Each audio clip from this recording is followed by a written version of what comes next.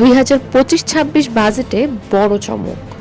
আন্তর্জাতিক পুরস্কার, বিশেষ করে নোবেল পুরস্কার এখন থেকে করমুক্ত। আর এই ঘোষণার পরেই জল্পনা ছড়িয়েছে সামাজিক মাধ্যমে, ডক্টর মোহাম্মদ ইউনূস আবারও কি নোবেল পেতে যাচ্ছেন। অনেকেই বলছেন বাজেট ঘোষণার টাইমিং কাকতালীয় নয়। একজন লিখেছেন, মাশাল্লাহ, নোবেল প্রাইজের টাকা করমুক্ত, মনে হচ্ছে বাংলাদেশে এবার আবার নোবেল আসছে। আরেকজনের মন্তব্য, এখন তো সবাই নোবেল পেতে চাইবে, কারণ টাকায় কর নেই। ডক্টর ইউনূস সম্প্রতি বিভিন্ন আন্তর্জাতিক ফোরামে আলোচনায় রয়েছেন, তাই প্রশ্ন উঠছে, এই করমুক্তির ঘোষণা কি তাকে লক্ষ্য করেই? সাংবাদিক আশরাফ কায়সার লিখেছেন, সাধারণ মানুষ ও ব্যবসার উপর কর বাড়িয়ে নোবেল করমুক্ত ঘোষণা, এটা কি আদৌ জরুরি ছিল? সরকার বলছে শুধু নোবেল নয়, Ramon Magsaysay, Booker, Pulitzer, Academy award, Grammy, Golden Globe, Cannes film award সব আন্তর্জাতিক পুরস্কারই করমুক্ত।